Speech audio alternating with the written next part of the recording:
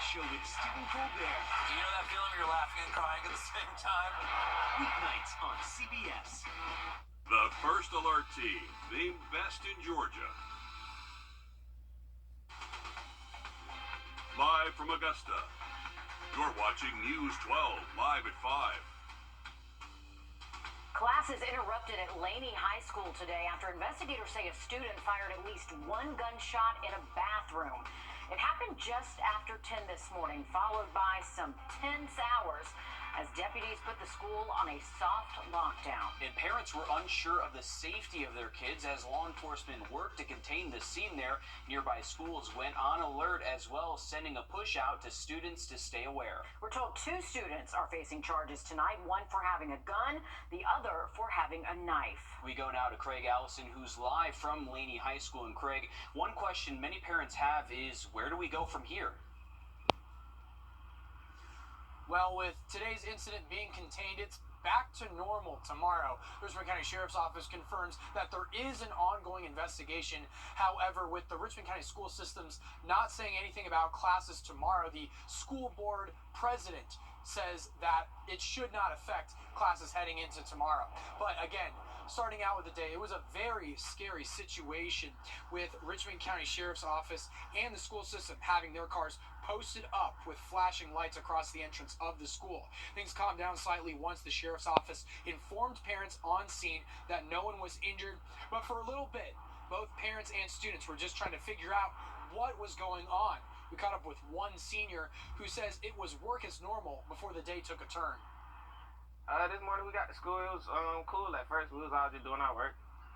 Then we made it to second period, and then we was in there doing our work, and then in the middle of the class we just heard a loud bang.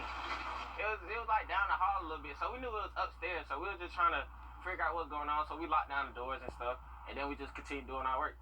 And then like 5 minutes later, we seen a whole bunch of police officers pull up outside.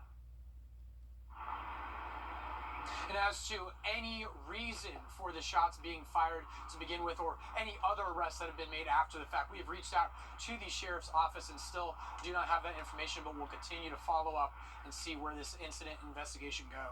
All right, thanks for that, Craig. A lot of parents saying they weren't told until hours afterwards. Our newsroom wasn't informed by the school until more than 2 hours after this happened. So a lot of questions still remain as to who was told when, what happened. Absolutely, and also quick thinking there from that student that you talked to, Craig. They said they heard that bang, they locked the doors and just continued doing their work there, but some quick thinking there when they don't know really what's going on inside the school. Scary day, though. Also scary in Columbia County. 2 students from 2 different schools are in trouble tonight after allegedly making threatening comments. The first happened at Riverside Elementary School, the other at Grovetown Middle. In letters sent home to parents today, the school district says neither incident disrupted the school day.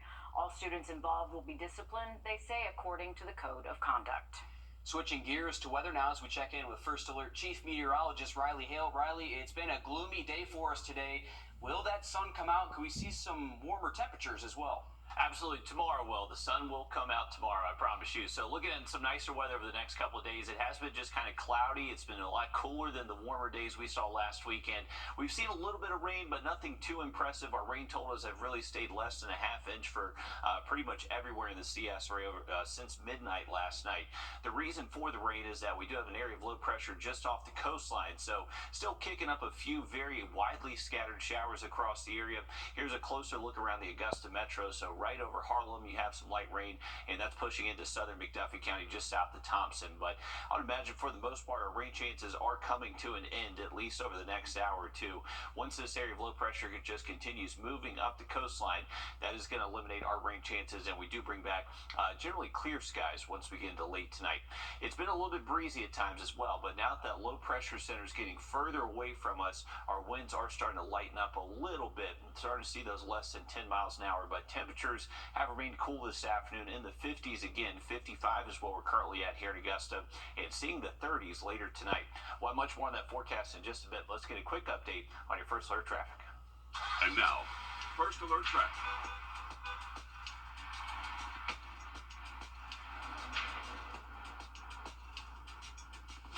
All right, here's a current view at I-20 and Riverwatch Parkway, and at the moment, not really seeing too much of a slowdown here on eastbound or westbound lanes on I-20 and Riverwatch. If we were going to turn this towards downtown Augusta, you definitely see a long line of cars, but not too bad once you get closer to I-20.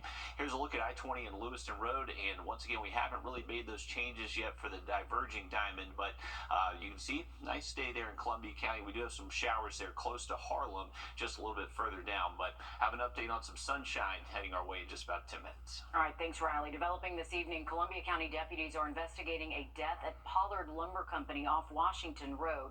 This comes after they were notified that a worker entered an industrial wood chipper. Now we have a crew heading that way now, of course. We'll let you know more as soon as we do. A makeshift memorial sits along a road in Henry County, Georgia, days after an 8-year-old is killed while trying to get to school. State troopers say Adeline Pierce was trying to cross the road to get onto her school bus when she was hit by a driver. The school bus was stopped and had its flashing lights and stop sign activated. 25-year-old Kaylee Andre is accused of ignoring those warnings. Pierce was rushed to the hospital and she died on Saturday. Parents are sharing their heartbreak and warning drivers to be careful around school buses. You're going to be late to work, call in and tell them. It ain't that big of a deal. Your work will understand. They'd rather you be 5 minutes late than kill somebody. Andre is facing charges of first-degree homicide by vehicle along with failure to stop for a school bus. No bond for the suspect in a deadly crash that killed a Georgia State Patrol trooper. Last Sunday, 28-year-old Jimmy Seneskar was chasing Garrison Rodriguez in Gwinnett County. Rodriguez was riding a motorcycle and allegedly weaving in and out of traffic. At some point, Seneskar lost control of his patrol car, hit a guardrail, and then went down into an embankment. He was rushed to the hospital, but he did not survive. Friday, Rodriguez was caught and taken into custody. He is facing several charges tonight, including felony murder. Fulton County District Attorney Fonnie Willis addressing allegations that she and a special prosecutor have engaged in an improper romantic affair. She is accused of hiring this prosecutor to assist in the investigation and indictment of former President Donald Trump. Carly Barnett breaks down the next steps in this motion to dismiss Willis and that prosecutor from the case. Facing a court-ordered deadline, District Attorney Fonnie Willis responded Friday to allegations of an improper relationship with Special Prosecutor Nathan Wade. She'd hired him to assist in the investigation into former President Donald Trump and others. Willis admitted to the romantic relationship in a 176-page filing, but said it started after Wade's hiring in November 2021, saying any personal relationship among members of the prosecution team does not amount to a disqualifying conflict of interest. Further, Willis says she did not benefit financially from Wade's hiring. He was paid almost $600,000 since 2021. Wade and Willis took vacations together as shown in Wade's financial documents, but Willis said the two never shared a bank account or home, and they split expenses, quote, relatively evenly.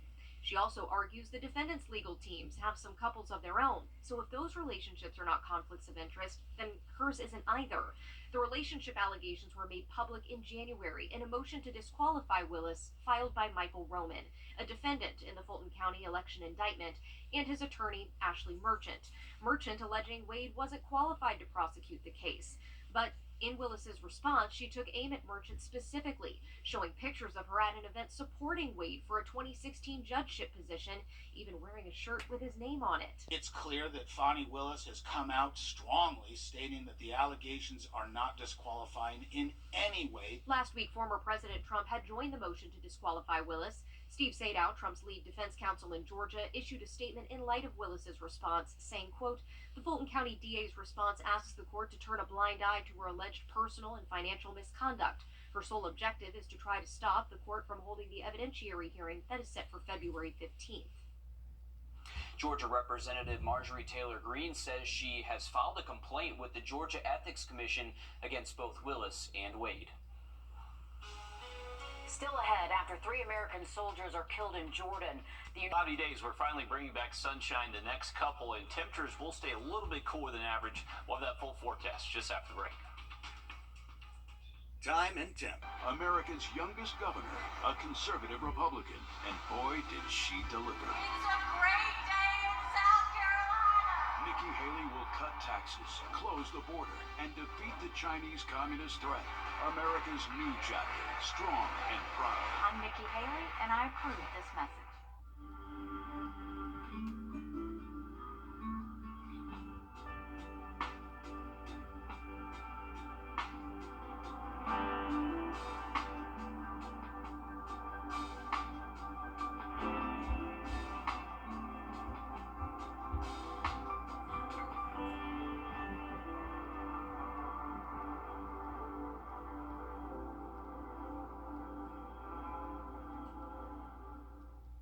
Popeye's new chicken wings make that chicken from Popeyes. Welcome back, folks. Here's a live look from our Thurman Dam cam. You can see this is pointed towards the north, and that's where we do have some clearing. So we're finally starting to bring back some clear skies once we head into later tonight. Been pretty cloudy out there the past couple. Still seeing a few of these tiny little showers around town. This one's right over Fort Eisenhower. Nothing crazy. Not expecting a ton of rain this evening and tonight, and really expecting that threat to stay mainly well south of Augusta as we continue into later tonight. So low pressure just moving off the coastline. That's going to take the rain with it, and we should see generally sunny skies over the next couple of days. No rain in our forecast until we get to Saturday, so it's going to be our, unfortunately, right heading into the weekend where we do bring back just the chance for rain. At the moment, doesn't necessarily look like a washout, though. Here's our planner heading into tomorrow. Tuesday is going to be a beautiful day. We're expecting just a little bit of a cool start. Temps waking up in the 30s. Afternoon highs will stay in the upper 50s, and not going to be a completely calm day. We'll still be a little bit breezy at times. We could see that wind gust to around 20, 25 miles an hour, especially later into tomorrow afternoon, but nothing that's going to be too excessive or cause too many issues for the most part. You can see heading into our Wednesday, early morning temps down below freezing, so close to 30 out there early Wednesday. Once we get into our Wednesday afternoon, those temps don't look too much different, most likely staying just a little bit below 60. You can see we get just a little bit warmer Thursday, Friday into Saturday, so that will be our warming trend as we do close out the week. So as we do bring back those rain chances Saturday, also going to bring back a little bit more moisture, so the better opportunity for some rainfall.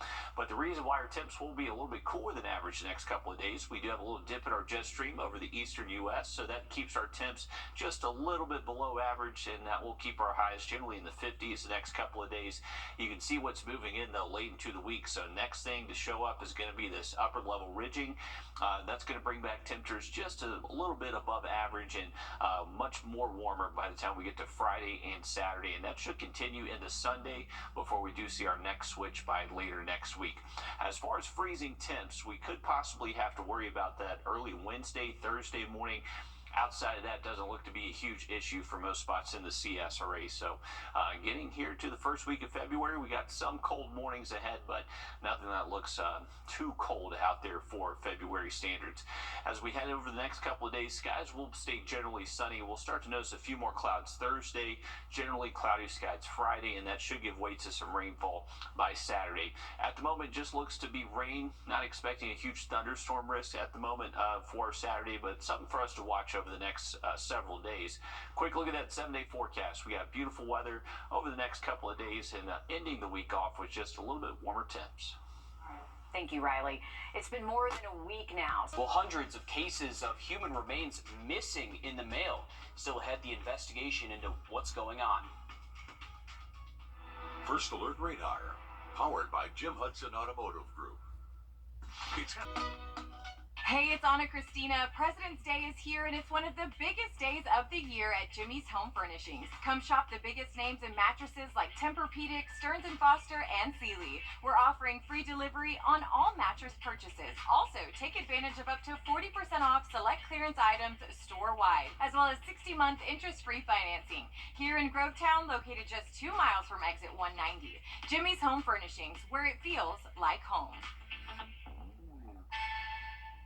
Hundreds of remains have been lost in the mail, and our national investigative team discovered they are sitting in a secret postal service building.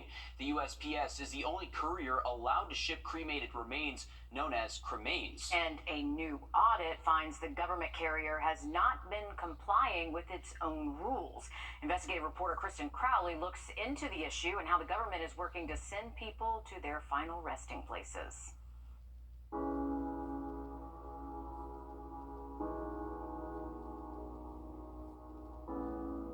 She my life when I was 2 years old. On paper, Amy Wrdw was Sarah Jelinik's stepmom. But to Sarah, She's always my mom. she meant a lot to you. She meant everything to me. That's what made Amy's death from COPD in November 2021 so difficult. It was really hard. It's been really hard. It's just like I lost my mom. I lost my best friend. That loss was about to become so much harder than Sarah could even imagine. In December 2021, Sarah sent a portion of Amy's ashes through the U.S. Postal Service to be turned into a rock, a symbol of what Amy had been for her whole life. But Amy's cremains never made it to their destination. It's not, like a lost Christmas letter to Santa. This is my mom. Halfway across the country, Sarah had no idea she wasn't alone. It's hard to comprehend. It's been so hard on our family. Charlotte Dillon died unexpectedly on a visit to Oklahoma in early 2020. Her granddaughter, Michaela Eckler, says her ashes never arrived back home in South Carolina.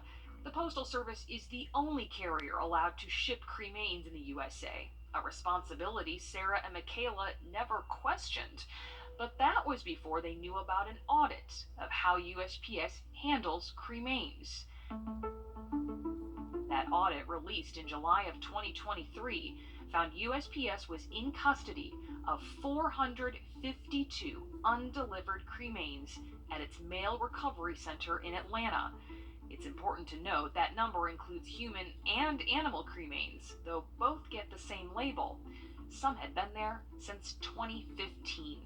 In the audit, the Office of the Inspector General determined, quote, the Postal Service was not always in compliance with cremated remains acceptance procedures. Specifically, cremated remains packages were not always properly labeled. The reason that audit happened in the first place was because of this man. I think at one point I told them it's not like they lost a rug that I ordered, they lost my mom. Daniel Smith's mother's cremains were also lost in the mail back in 2022. The Indiana native contacted U.S. Senator Mike Braun, who demanded the audit. The Inspector General gave recommendations on what to do to prevent future loss of cremains, but didn't address what to do with the 452 cremains deemed undeliverable. It turns out they're still there, months after being discovered. This is invaluable because it casts a broader light on things, and that means that I'm just hoping when we do get to the bottom of it, that there's some satisfaction that they've been found. I love that one. For Sarah, while she's already waited far too long, she's hopeful a reunion is in her future.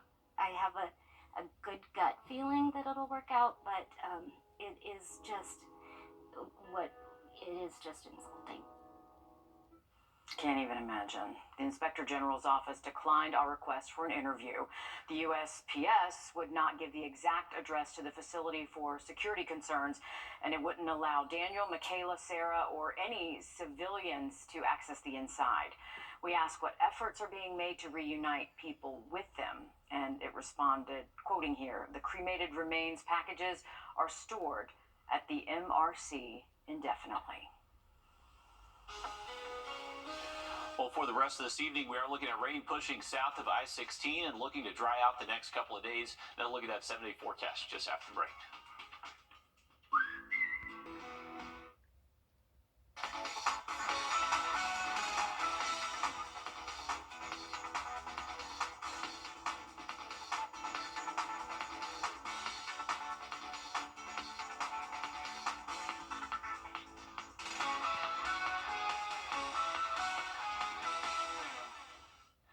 All right, welcome back, folks. If you're heading out this evening, we got current temperatures in the mid-50s. We'll be falling into the 40s over the next couple of hours. We do have our 6 p.m. and later sunsets back. We got those back over the weekend, so a little bit later sunset tonight.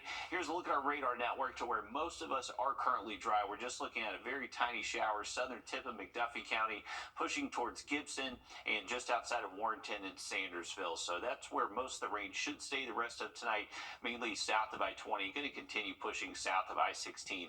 We have high pressure that is going to move in the next couple of days and going to be bringing us clear skies, but also some cold temps. By tomorrow morning, wind chill down into the upper 20s, low 30s, and afternoon highs should stay below 60 for the next couple of days. So not too bad out there. We're getting sun back, so we like that. Our temperatures will gradually warm up, though, late into the week. We're getting back close to 70 Friday, Saturday, and unfortunately, some weekend rain is possible. All right, thanks, Riley. Stick with us. We have more news, weather, and sports coming up after a short break as News 12 Live at 5 continues.